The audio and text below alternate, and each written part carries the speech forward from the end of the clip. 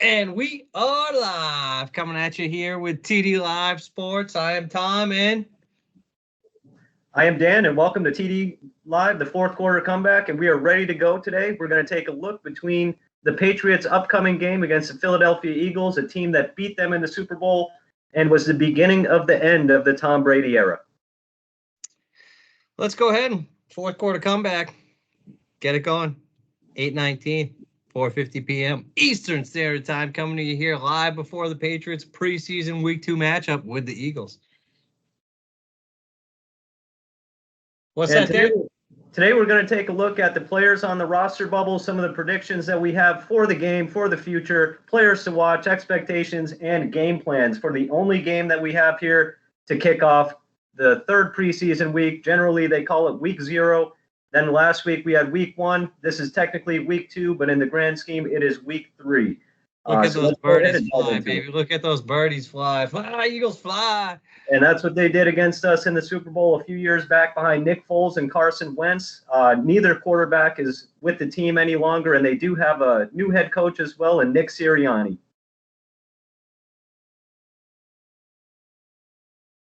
Looking back at the historical matchups here, Eagles lead all-time 8 wins to 7 wins. And we've seen some close ones, some good ones, some bad ones. Go ahead there, Dan. Take it away. Well, you go ahead and you look back, and obviously the Patriots, really before the Tom Brady era, had never won a Super Bowl. The Eagles won their first Super Bowl against the Patriots, but also in the Donovan McNabb and Andy Reid era, the Patriots were able to get the best of them to finish off the last back-to-back Super Bowl champion that we've had in the NFL back on February the 6th, 2005, when the Patriots beat the Eagles 24-21. Rodney Harrison had the game-sealing interception. Just a phenomenal era of Patriots football. And as we've seen over the years, they've been back and forth with the Eagles coming out on top 2 out of the last 3 matchups. And we'll go ahead and take a look at the teams as they head into the regular season. We get a good look at both squads that are looking to make their cuts down to get to the final roster. Ultimately here, none of these games actually matter. So these preseason matchups don't show up. Just an interesting little tidbit here. 500 matchup pretty much all the time. Always a good matchup. And as we look at the Patriots quarterback bubble, this has been something that a lot of people have had their eyes on all preseason. I think some were shocked to have brought back Cam Newton after an 8-touchdown, 10-interception year. A lot of inconsistency throwing the ball. His mechanics were off last season. They went ahead and drafted the heir apparent in the first round, number 15 overall, Mac Jones out of Alabama, who had a very good Week 1 in a lot of circles. We'll get into what we're looking for out of Mac in just a moment. We will not see Jarrett Stidham tonight, potentially see a bit of Brian Hoyer, but the main 2 that we're focused on today are going to be Cam Newton and Mac Jones. Dan, interesting tidbit. Did you know that Cam is Mac bent backwards? And ultimately, they have completely backwards games. So when we come out here and we see Mac Jones running a spread offense, a 1-2-3 step and get it out, and then we see Cam Newton come in and it's all run heavy. Oh, it's just a perfect little conundrum for those 2 names. Absolutely. And when we look at this quarterback room, do you have any predictions as to what the final roster will look like? I think that Hoyer does make the cut. They put Jarrett Stidham on the PUP. And I believe that Mac and Cam will be battling it out up until regular season Week 1 as to who gets the starting nod. Yeah, I think ultimately Stidham's getting up on that injured reserve list here for the duration of the 2021 season here. If he does try to come back at that point, him or Hoyer would get cut, one of the 2. If you thought Stidham was worth the roster spot at that point, this will not be a camp decision. This will be an IR, and they will make that one get kick the can down the road type of decision here at the quarterback position. If anything happens here, I would be a little bit surprised if Hoyer did get cut. But the piece here is if you do need a roster spot, you could potentially just bring Hoyer back as part of the coaching staff. He's not getting a real look anywhere else in the league. As long as he's getting his money, he'll be happy. Absolutely. I think Hoyer is one of those guys that's stuck on an NFL roster. Of course, he did start briefly with the Texans and briefly with the Colts. Didn't succeed in either location, but he's a guy that can bring a lot to the table in practice, a lot in the meeting room, and will help Mac Jones, in my opinion, a lot more than Cam will. Moving on to the running back bubble here. We got 7 names. One of them does play fullback here in Jacob Johnson. The German Tennessee say product. Like with a little German tone right there, you know, trying to put the little twang. Absolutely. So 6 running backs here, essentially battling for 4, potentially 5 running back spots. Is there anybody that stands out to you as being the odd man out right off the bat?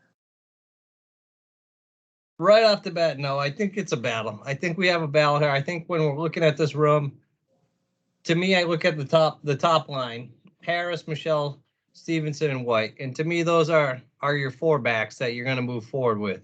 I think where you become to look at the bubble here, Brandon Bolden has been primarily a special teamer. He is 32, I believe, at this point, after sitting out all of last year.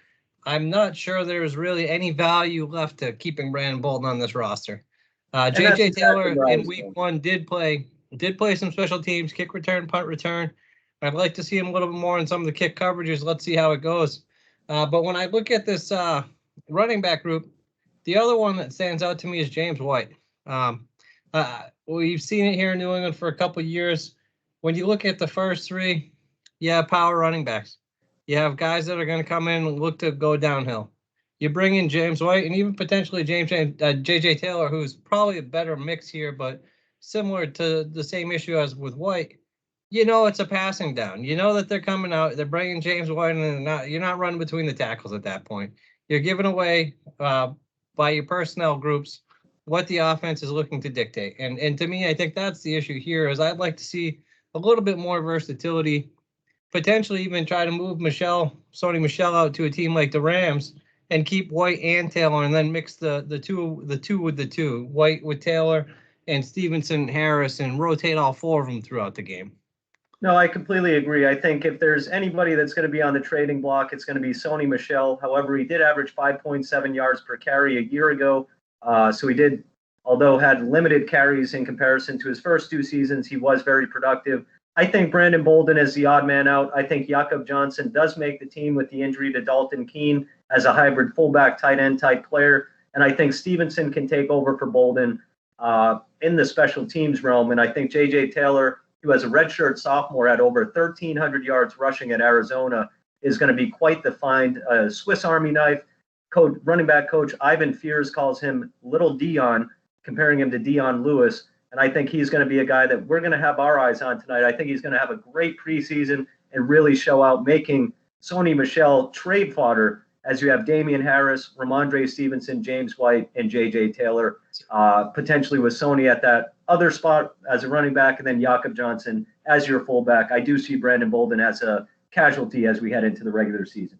The way I think they intend to play football in New England this year, playing football in a phone booth, as I like to call it, I do not think Sony Michel will get moved. Here's my reason here. If Damian Harris does go down with an ankle, with COVID, with a knee, whatever it may be, Sony becomes your number 1 back. You have a back there that can take 20 carries a game.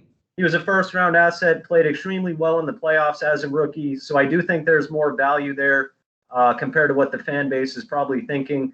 Sony is going to be driven by Damian getting the number 1 job. So I do expect Sony to step it up, although he was outplayed by J.J. Taylor and Ramondre Stevenson last week. That's a good running back room to keep an eye on, that's for sure. Yeah, so to me, I think looking at 5 to 6 running backs here with the one not making it, potentially he might from a coach's decision, but talent-wise, we're both kind of looking at that the same way. I'd have to cut Brandon Bolden, that's for sure. I would have had Brandon Bolden cut a couple of years ago, so it wouldn't surprise me is all I have to say. Absolutely. Moving to the wide receiver bubble here, looking at a good amount of names. To me, I don't necessarily think that this is just about cuts. I think this is about who you're trying to get to that practice squad as well. Who are you trying to be able to keep there in case something does happen? And the name that stands out to me here from the practice squad side is going to be Trey Nixon. I think this is a guy we might not see too much during the games here where Bill doesn't want to show his hand. Trey Nixon was actually the last draft pick of Ernie Adams. Ernie Adams. Yep. So to me, I think that's a guy that Bill will try to keep in the system. Whether it's an injury, whether it's practice squad, I think he will be in New England one way or the other. I think as we start to look in that middle row, the name that I'm going to point out here is Kendrick Bourne, who was signed to a decent money contract, but we have seen in the past these guys come in and they don't make it out of training camp. Bill has not been afraid to admit he has made mistakes, and from this camp we've seen drops. From this camp we've seen not an idea of the correct routes to be running, and that is not going to fly here in New England, ladies and gentlemen.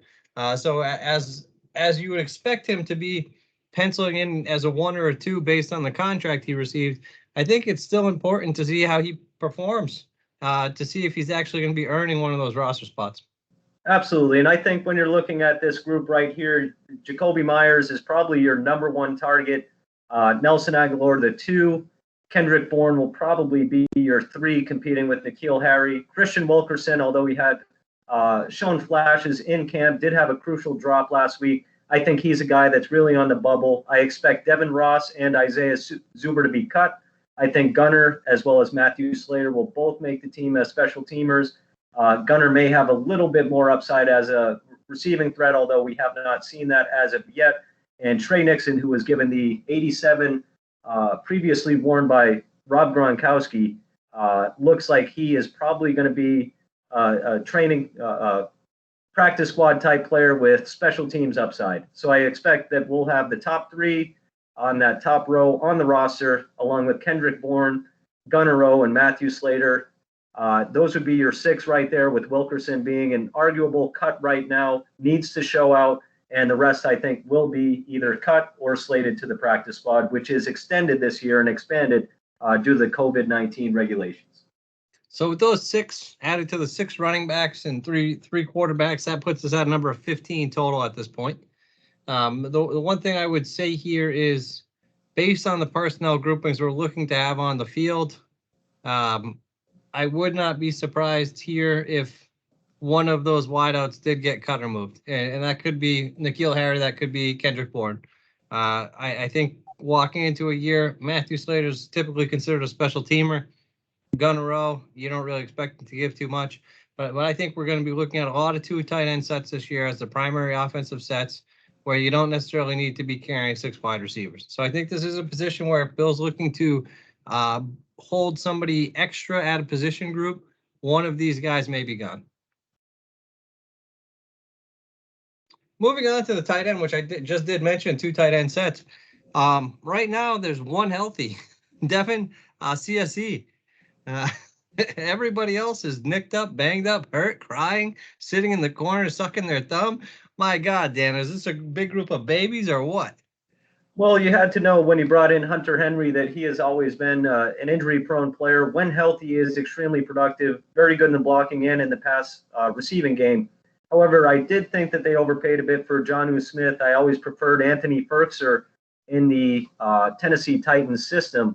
And then overdrafting a guy like Devin CSE, who only had 1 year of production at UCLA, we'll see what he's capable of. I do expect fully that Matt Lacoste gets cut, and we'll see Jakob Johnson tonight slotting in to fill in at the tight end position when they do go to those 2 tight end sets. And I do like Jakob Johnson. I think he's a good player with some upside, but really a room that we expected to have great depth. Already lost Dalton Keene for the season. The cupboard is extremely bare going into tonight's game. I think it's going to be very interesting. To me, I think with what they're trying to run, it turns into almost useless snaps here. It turns into let's pick out something. Let's pick out the 2-minute offense. Let's pick out down 14 situational football. Let's pick out that type of offense. I don't need to see them coming out running 15, 18, 21 run plays with backup tight ends in. I'd rather be seeing Mac Jones gets valuable snaps at something. And that to me is what I would look at for tonight, is to say, you talked about Jakob Johnson filling in there at tight end. I don't really necessarily want to see that. I'd rather see 1 tight end. Let's see what our CSE can do. Let's come out in a shotgun. Let's come out three wides, 4 wides, and let's see us use a different type of our offense, because with that type of lack of depth, that's a problem. The one thing I do like is getting Jakob some experience if you do face injuries during the regular season, as well as rotating that formation into an I form where you can rotate him into the backfield and go from a passing set from single back into bringing Jakob as a lead blocker to get that downhill running game going. So the one issue I do have here is you said Matt Lacoste expected to be cut. To me, if we're looking at a third blocking tight end, I don't necessarily look at Jonnu Smith as a blocking tight end. I almost think that you're forced into keeping the four tight ends That's why I like Jakob Johnson sets and power sets. That's why I like Jakob Johnson getting experience there. The fullback is a forgotten man in today's NFL game, and Matt Lacoste at the tight end position really gives you nothing, especially opting out a year ago with the COVID-19 restrictions. So Matt, who is already not a very productive player, takes a year off, comes back, gets knocked out in camp. That's a guy I would definitely be moving on from. So I think that you keep and Matt Lacoste's Patriot career, and you rotate Jakob into this mix for the fourth guy. And I think you have to roll with what you got and then look at free agency once other cuts are made prior to the regular season. So we'll pencil in 3 tight ends here. So that'll put us up to 18 on the active roster. Looking at what we have here, top to bottom, we'd be looking at left tackle, left guard, center, right guard, right tackle. To me, I think that first set right there with Wynn, Onwenu, Andrews, Mason, and Brown is a solid group. So from my side here, personally, I would probably flip Trent Brown to left tackle. I would prefer that as well, although they have groomed Wynn to be that left tackle. So I think they're going to roll with that, although I would have had a different approach. I agree with you. I think I'd probably be looking at Wynn as my right or left guard, and I'd be looking at Onwenu as my right tackle. I agree. 6'6", 350. Onwenu is probably the biggest guard in the NFL at this point. It is a strong interior run team between Mason, Onwenu, Andrews, Trent Brown, Wynn. They got athletic guys, big guys who can move. So when we start looking at that second row, the one I look at is Ted Karras got a nice little bump to come back. Absolutely. I look at him and James Ferentz as a nice little competition there, but based on the salary and the pay that was handed out, you got to think Karras is that backup center. He absolutely is, and we've had a lot of injury issues with David Andrews, and I should have made this graphic a little bit more clear because Karras also has the ability to rotate to the guard position as well. Yeah, absolutely. So Ferentz, I think, obviously his dad, Kirk Ferentz, the longtime coach of Iowa, comes from great pedigree, has filled in admirably despite being a bit undersized on that offensive line. And when I'm looking at this team, I think, unfortunately, Yadni Kajus was a relatively high pick for the Patriots a few years ago. I think he'll be cut. I think Will Sherman gets cut. I think Alex Redmond gets cut. I think RJ Prince gets cut. I think Corey Cunningham gets cut. And I think they roll with Isaiah Wynn, Justin Herron, Mike Onwenu, Marcus Martin gets cut, David Andrews, Ted Karras, James Ferentz, Shaq Mason, and Trent Brown. We're used to seeing them keep about 8 linemen. You got about 5 linemen. 3 so backups. That would be the 8 right there, absolutely. Yep. So I would agree with that. The one that I might be on the fence about is Corey Cunningham. And that was my last cut on the offensive line, either between he and Yadni, because they did put some capital into Yadni, and they could potentially rotate him to the right tackle. I just don't think he's capable. I would put Cunningham over him, and I think they'll probably try to rotate some of these guys onto the practice squad and be able to pluck them whenever they can. I think the most they can carry is 8 on the active roster. The thing that stands out to me here is they're essentially 1 injury away. They have the depth to deal with 1 injury. After 1 injury, I think it becomes a mess. Mainly on the interior. Now, the biggest strength, they hit a home run last year with Mike Onwenu. He can rotate, as Tommy had said, out to the tackle position. Honestly, we would have him as a tackle over a guy like Isaiah Wynn, who's a little bit short, 6'2", 310 at the tackle position, a first-round pick that they had wasted rather than taking a guy like Lamar Jackson. We won't get into the Sony Michel pick over Nick Chubb right now. But when you're looking at this group, very, very stout. But like you said, on the outside, 1 injury away. The interior looks exceptional. I just do worry about that tackle position a bit. But I think Justin Herron is your swing tackle to keep for the 8th guy. So that puts us 19 up to 27, which gives us additional 26 spots total for the defense to build out defense and specialists here. So we would think about a kicker and a punter as 2. So that would give us down to 24 here for the defense. And we know we love us some Joe Cardona as a long snapper as well. Yep. Well, so I was looking at him. Always you got to look at that specialist position, but we will get there. I didn't want to jump the gun there and give too much away. But so essentially what we're looking at here for the defense is 23 deep. And I do apologize. I just ordered my Joe Cardona customized jersey. You can't find it on NFL.com, but it is in the works. So as we look at the defensive line, going top to bottom, they did the best that they could here. And some of the stuff that I'm looking at as far as depth looks pretty good. It's just the price of some of these players that I don't agree with. So I want to start with the question here. We're showing a 4-man line. Are the New England Patriots a 4-3 team at this point? Or is the base personnel a 3-4 team? I think they're going to be rotating. So it's obviously a much different game this day and age. It's a heavy passing league. We're going to be looking at guys a lot in the secondary as far as nickels, dimes, quarters. So that's when you're going to even the 2-down linemen. But I think mainly you'll have 3 out there. But against heavy run sets, teams like the Titans, you will be seeing the 4-man line.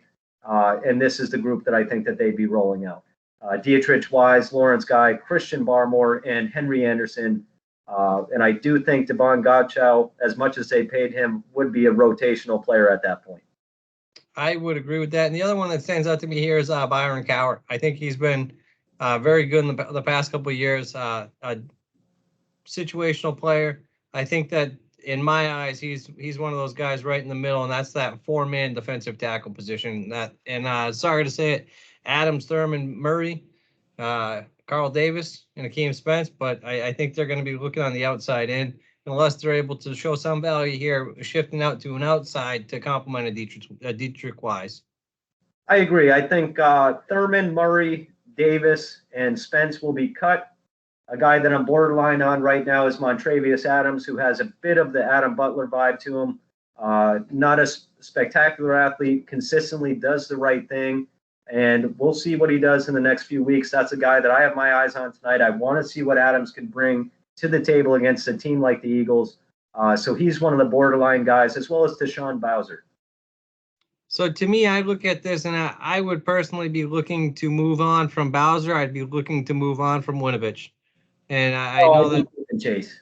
I personally, I look at Chase Winovich as a 3rd down pass rushing specialist. And when we're going to get to the linebacking group next, I think you have guys in that linebacking group that can come down off the edge in those 3rd down pass rushing situations and take that type of role. I think it's almost a redundant roster spot. It's not to say I hate Chase Winovich. I don't like the player. I think in the role that he's being served on this team, I don't necessarily think there's value on keeping him around. No, and you've got good points because both Wise and Winovich are guys that you would more or less like to see as pass rush specialists. Wise has bulked up a bit and consistently improved, so I think he'll be out there a lot more than Chase will. But Henry Anderson was an excellent value signing, and I think that Henry can bring a lot to the table, whereas Chase is that specialist. But I do think you have to keep Chase on the roster. I do like Chase. I think he can get after the quarterback and also brings that intensity where if he's fresh, you just turn him loose and let him rush that passer. Yeah, I just look at it, and from my side here in those 3rd down situations this year, I think we're going to have Matt Judon coming down off the edge. I think you still have guys like you took last year in the draft, Anthony Jennings. And that's what we differ. I have Jennings getting cut. We'll get to him, and I would keep Chase over Jennings. Yep. So it's a pick your poison. To me, I look at Chase as solely a 4-3 D end. I look at him as a 3-4 outside linebacker. I don't think he can make it. I think he's a 3rd down pass rushing specialist at this point, and not necessarily sure. I look at this Patriots team as an area of need. So let's go ahead and pick a number here. So I would say we have at least 4 in the middle. 5, 6, 7. I dedicate 7 roster spots here with Wise, Guy, Barmore, Godchow, and Cowart, Anderson, and I will put Winovich on those 7 as we're discussing this. Well, as you chose Wise Guy, I'm going to cut Bowser here, Thurman, and Murray. So I'm going to keep Wise and Guy, Barmore, Godchow, Cowart, Anderson, and Winovich. So I'm going to have 1, 2, 3, 4, 5, 6, 7, and toss in Adams. I think that you can put him in there and flex Guy outside at times. And I think that, like you said, bring Judon down. But I think you get 8 deep on the defensive line and consistently rotate these guys. And I think I can live with that. I think 7 or 8 would be the sweet spot there.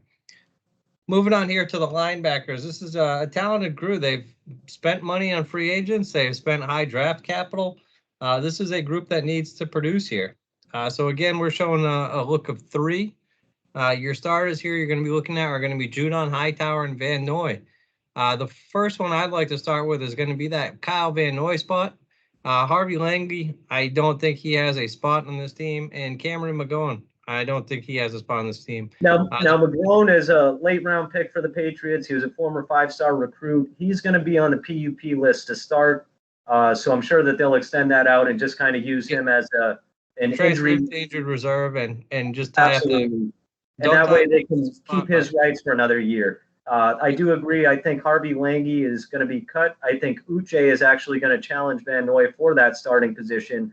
I think you're going to keep Matt Judon, Ronnie Perkins, and Brandon King because of King's special teams ability. I think Anthony Jennings is either a cut or a practice squad guy.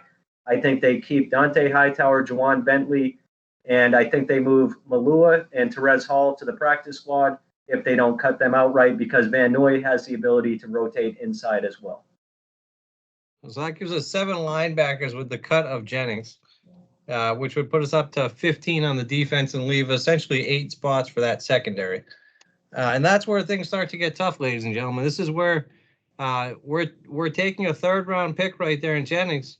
And on the previous slide, I was taking a 3rd-round pick in Winovich. And these are high draft picks. This is high draft capital. We've already talked about some of the struggles in the past drafts. These are the players that were the hits. And we're talking about having to cut them based on roster acquisitions and free agency spending and things like that, where you're bringing in 30-year-old veterans and you're cutting 22-year-old high draft picks that you just brought in that are cost controlled. So to me, that's where some of the challenges and team building really do come in. So I mentioned we have 8 left for the Pats secondary here. At cornerback, I'm going to start with Stephon Gilmore. Do you see him being on our opening day roster? I do. I think the Patriots are going to end up kowtowing to him. I wouldn't. I would have dealt him a year ago. But looking at the roster as currently constituted, I think D'Angelo Ross is an easy cut. Michael Jackson Sr. is an easy cut. D. Burgeon is an easy cut. Malik Grant is an easy cut. But since we're getting down to the nitty-gritty, it does become tough. And I think that Jakuan Williams, a former 2nd-round pick, is definitely on the bubble right now. So I'd like to start here in this 3rd block, the green block. Adrian Phillips, Kyle Duggar, Justin Bethel. It's interesting to me here that we have Phillips listed as a safety. He does get a lot of run at linebacker. Does Bill use Phillips as potentially one of those 8 linebacker spots that we did put in?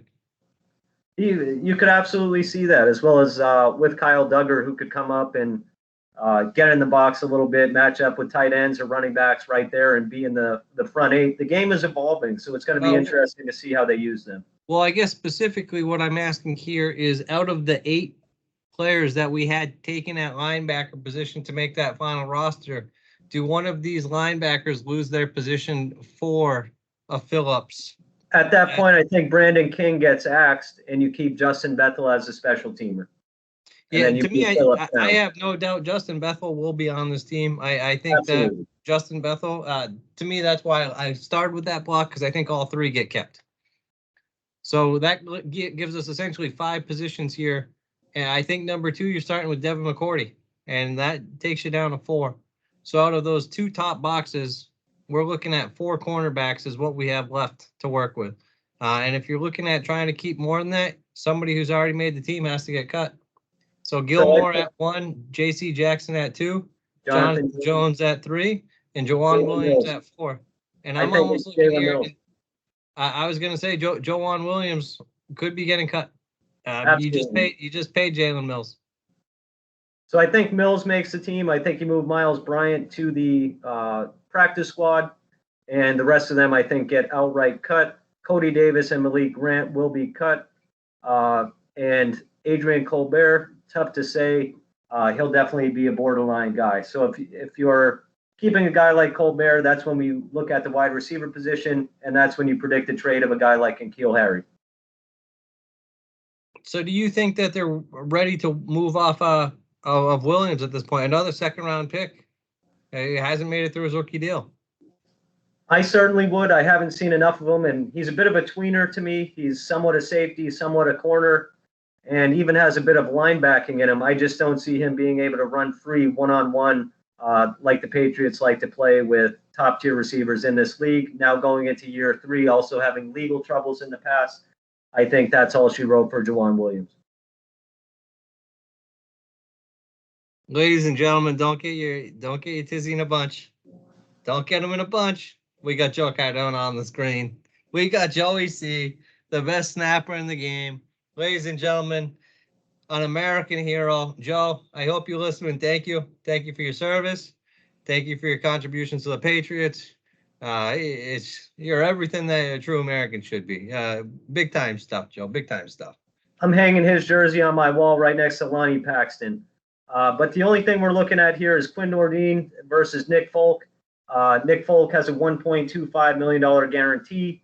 I think that's going to end up winning him the job, although Quinn has had an excellent camp.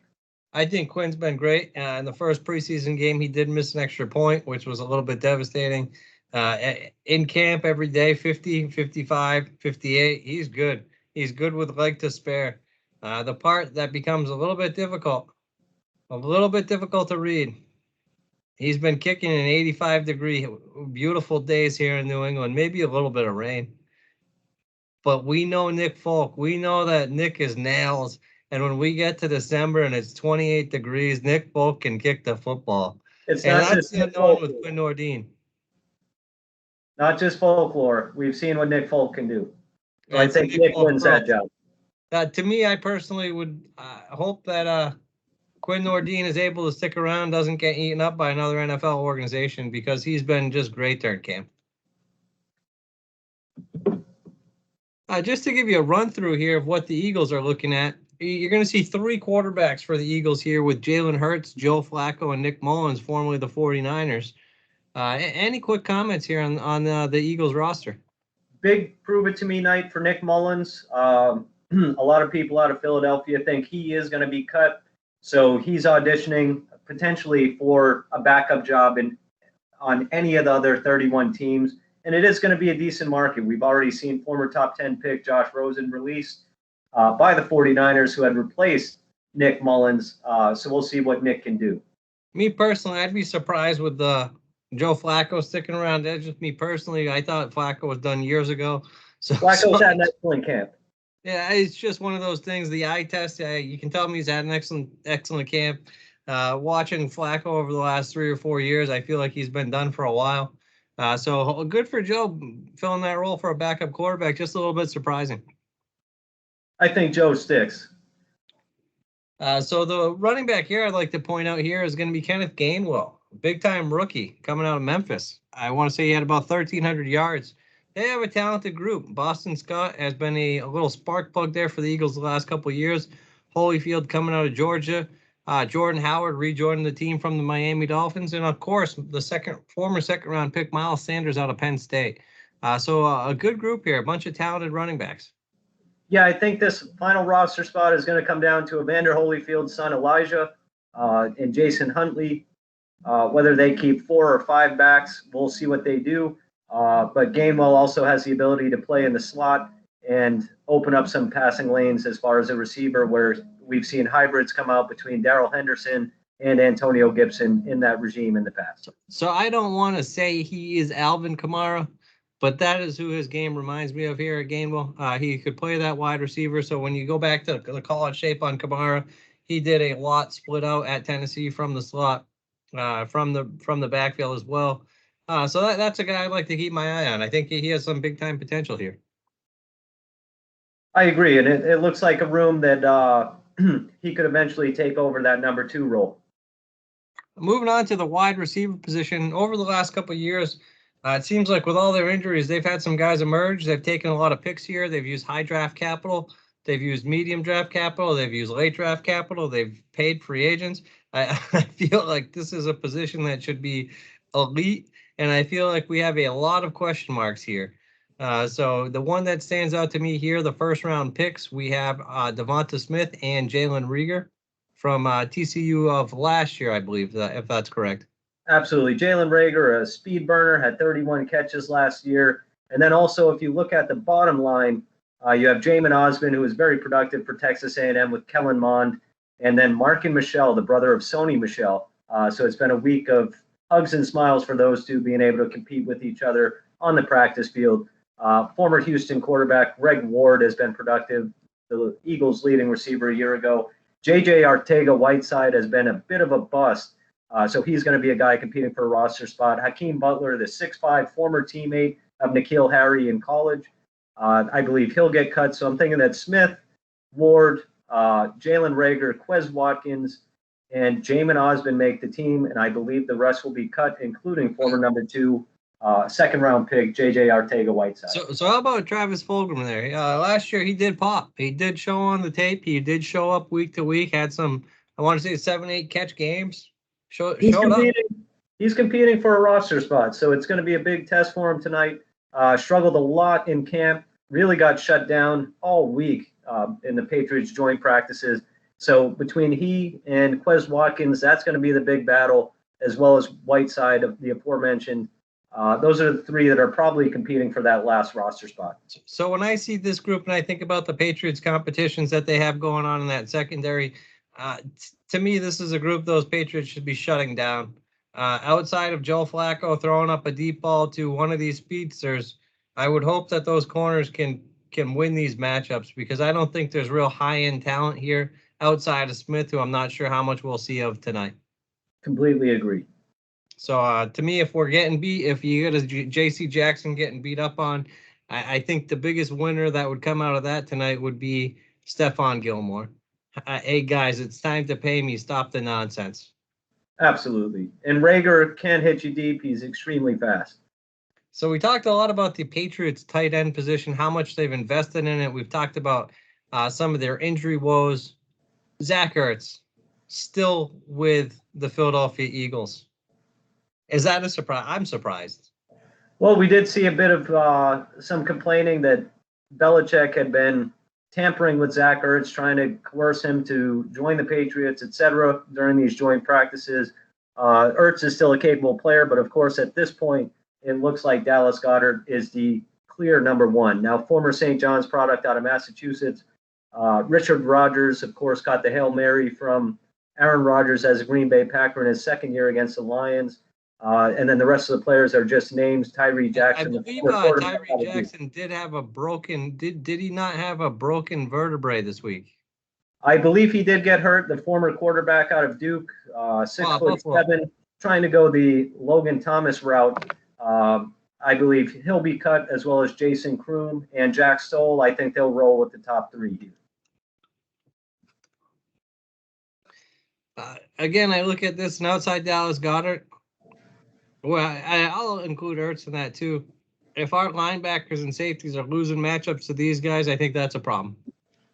I think when you look at what the AFC has to offer, and you see some of these tight ends like a Travis Kelce or Darren Waller, you got to be able to take care of these guys. So we got to be able to show that we can cover, and whether that's going to be on Kyle Duggar, or you're going to be looking towards Jaquan Bailey from a linebacker position, I got to see it. I got to see something on tape here tonight.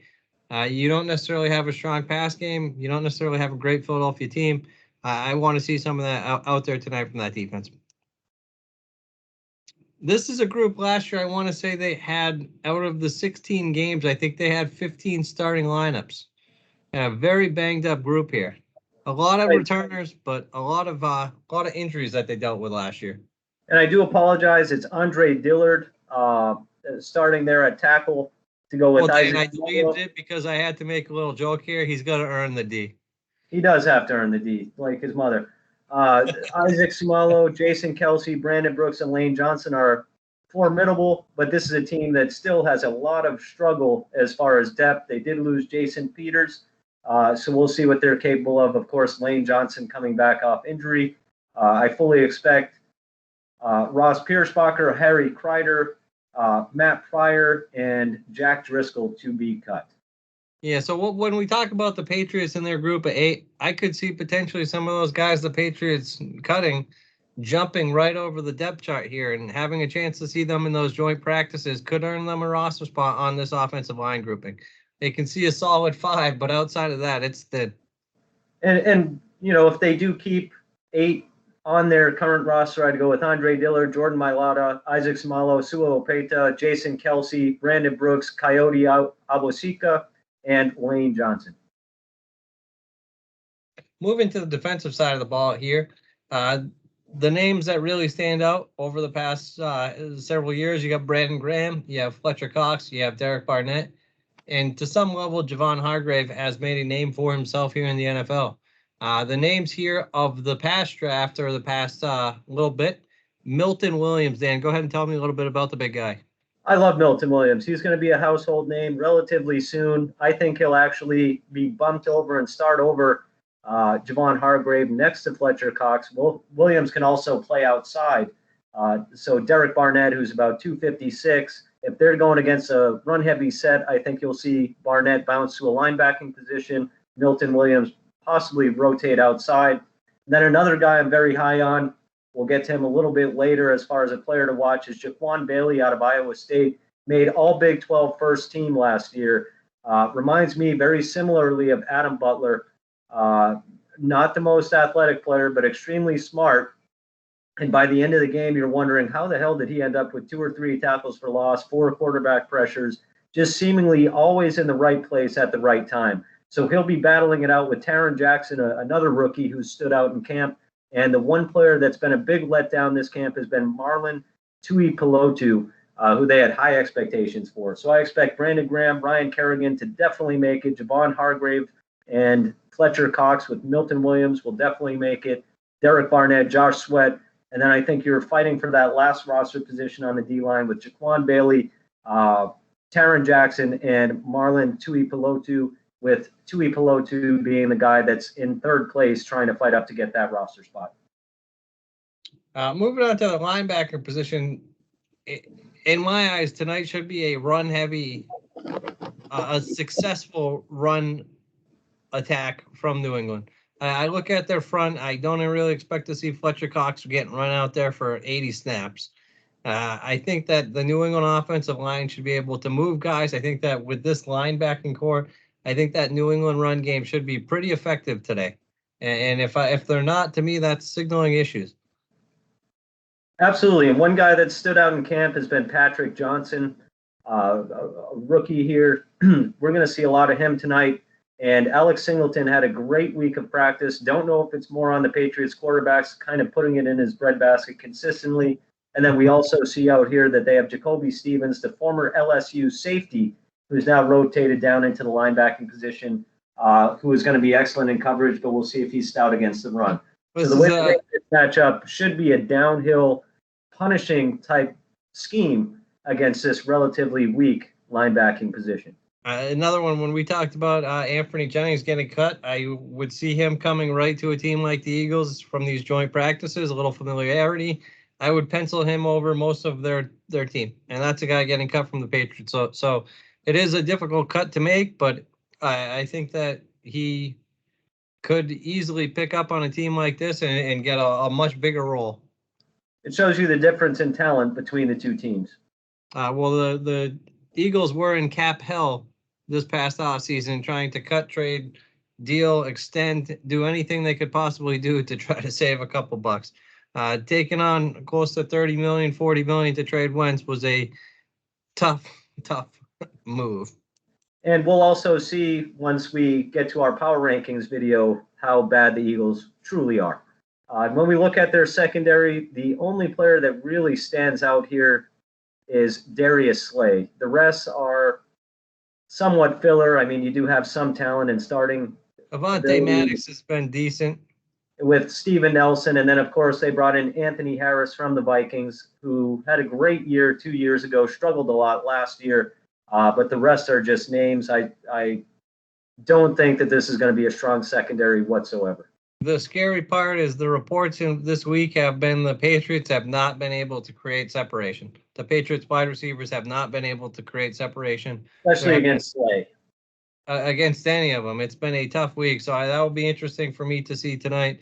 I'd like to see in those live one-on-one reps, do we really just continue to hammer the run where we know we have that advantage to not get exposed, or do we actually see what we have on the outside here and see if those guys can win any of those matchups? Again, a weak back seven here. Between the linebackers and the secondary, the Eagles will let up a lot of points this season, ladies and gentlemen. Hit the over. Absolutely. A little specialist action. Jake Elliott, ladies and gentlemen. That's a name to remember. When you're taking your fantasy teams, round 10, round 11, round 12, Jake Elliott. This is a team that might move the football, but they will not put the ball in the end zone. Jake Elliott. How do you feel about the other specialists? Demi Lovato's brother, Rick, we'll see how he does as a long snapper. But the Eagles are a bottom feeder organization at this point. Starting the rebuild, I think they saw that. They made a mistake paying Wentz. They did eat a big portion of the contract in hopes that they can build appropriately from this deal. Let's go ahead and move to the game plan. What do you expect to see from the Eagles offense tonight? I expect a lot of struggles, but I'm hoping that we see a bit of the Heisman Trophy winner Devontae Smith along with Jalen Reagor, with Greg Ward in the slot position, rotating in and out with Devontae Smith. But I don't expect much. This is not a very good football team. I expect the defense of the Patriots to completely come out and shut these guys down. Now, Jalen Hurts is somebody to keep an eye on. He has wowed in camp. He had a snap count here, second preseason game. You expecting to see one series, one quarter, one half, 50 plays? How much from that first team of that Eagles offense? I think we're going to see about a quarter to a quarter and a half because they need the experience. They're a young, inexperienced team, and we only have 3 preseason games this year compared to the regular 4. Yeah, to me, if I'm the Eagles here, I'm taking Jalen Hurts through the first half. I'm bringing him out after halftime. I want him to go through that adjustment process. I want to coach him up at halftime, get Devontae Smith that experience of going through halftime. I want them to come out halfway through the third quarter, maybe probably 2 series into the third quarter, and then I'll pull them. But I think this should be a big-time experience for that Eagles offense. I think that they should be trying to fire on all cylinders here. As opposed to the Patriots offense, I think that you might get a quarter out of Cam Newton to start off, similar to what you saw in week 1. And then you go quarter 2 and 3 to Mac Jones. And it's a whole different philosophy here, a whole different ball game where you're not necessarily getting Mac Jones to build for week 1. You're getting Mac Jones just general experience, and you're kind of saying Cam Newton's my guy.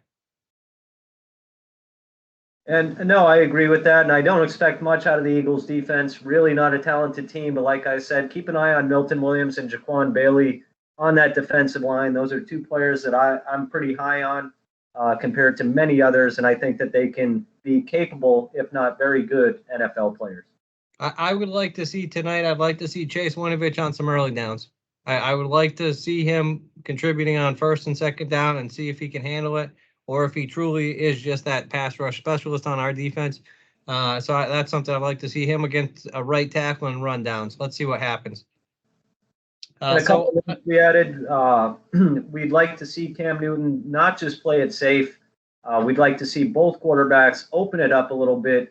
Of course, Mac Jones was somewhat impressive in his first game, but his average yards per pass were 4.1, which is not very good. Of course, Wilkerson had a 36-yard drop that would have been a touchdown. but we would like to see them open up the offense a bit, although they should be run heavy against this squad. And as far as defensively, the Philadelphia offensive line is a patchwork beyond what their starters are, and we don't expect to see them rolling out veterans coming off injury like Jason Kelsey and Lane Johnson for too long. So we do expect guys like Winovich, among others, on that defensive line that does have a lot of good depth to consistently get pressure down on Jalen Hurts. So we've talked a little bit about this throughout the show here today. Players to watch for: Mac Jones, Cam Newton battle. I just said I think Cam's a starter. I think Mac will be back up first couple weeks. We've had other shows with this where talking about Mac coming in maybe week 4, week 5, week 6, somewhere in there. We've talked a little bit about the Jalen Hurts, Joe Flacco, more with Flacco going right to that backup. You talked a little bit about Nick Mullins earlier on the bubble, and a little bit about Milton Williams. So to me, I think that top row, I don't think there's really anything to really follow up on. On that second row, I'd like to have you talk to those first 2 points, though. Stevenson, and then the battle between Harry and Wilkerson. And we had compared Stevenson prior to the draft to 2 Patriots, so it was ironic that he did get picked by Bill Belichick. We compare him to Antoine Smith and LeGarrette Blount. Let's see if he can continue to show that he's capable as a special teamer, capable as a running back, and has some receiving experience. Then we'll be seeing Nikhil Harry and Christian Wilkerson. Now, we did say Wilkerson struggled a bit in week 1 after that big-time drop, but we've seen Harry struggle for 2 years. So those are the 2 that might be competing for that last wide receiver roster spot. A guy that I'm very high on, J.J. Taylor, 5'5", little back compared to Dion Lewis by Ivan Fears, as we said. I expect big things out of him tonight. And the Eagles offensive line versus the Patriots blitz. Let's see if anybody stands out to earn a starting position or a roster spot on that Eagles offensive line. And let's see who can get after the quarterback with the Patriots. I would expect the Patriots to have 3, 4, 5 sacks tonight. To me, there should be pressure. If we're not getting pressure tonight, that's a problem. And on the bottom line, we got last year's first-round pick, the aforementioned Jalen Reagor, fully healthy. Let's see what he is capable of. Does he look like a guy who's capable of being a 1, capable of being a 2? Just a good guy to keep an eye on, very explosive athlete down the field. Former second-round pick, we touched on J.J. Arcega-Whiteside. We believe that he's fighting for a roster spot here. He is a big-time receiving threat, similar to a Michael Pittman in that mold for the Colts. So we'll see if he's a guy that opens up and is able to make some plays down the field. And then, like we said, first team All Big 12 this past season, Jaquan Bailey. We'll see if he gets a lot of good run and if he's able to carve out a roster spot for the Eagles. One more not on here I'd like to mention. I'd like to see Jakuan Williams. I think it is a big night for him. I think he's going to get a heavy snap count on defense, and I think he's going to come and put up a performance. We talked about him potentially getting cut. I think tonight could be a step in either one of those directions of him solidifying a spot here on this team long term, or getting shipped off, maybe getting traded for late 6th, 7th round draft capital. Some team looking to get that rookie deal, looking to have some of that control. The Duke Dawson treatment. Finally, we got here is a score prediction. You know, it's preseason football. One thing I'd like to point out, week 1, 82.5% of the games hit the under, which is just astounding here how little investment or how far behind these offenses are on these defenses. When I was saying little investment, I was thinking the starters and those key offensive players just seem to be sitting out all over the league. So in this game, I do actually expect there to be some points. I would expect some turnovers, some sacks, some good field position here. We have two teams with 2 sets of quarterbacks between Hurts and Flacco, Mac Jones, Brian Hoyer, and Cam Newton. It shouldn't be ineptitude. We're not seeing guys come out that have never set foot on an NFL field before. So I'd expect to see the ball get moved. I'm going to say 24-10 Eagles. I'm going 27-14 Patriots. Ooh, I'm just kidding. I smoke screened y'all. I smoke screened everybody. I just wanted to see what Dan said if he would jump on the Eagles train. The Eagles offensive line's a mess. The Eagles linebackers are a mess. I expect this one to stay lower. I'm going to say 17-10 Pats. Not a bad prediction. I had to smoke screen you. I had to smoke screen you. I can't have Word the out Eagles there. winning by I'm sticking to 7 my guns, games. baby. And finally here, ladies and gentlemen, I'm going to hand this one off to Dan on the goal line for 6.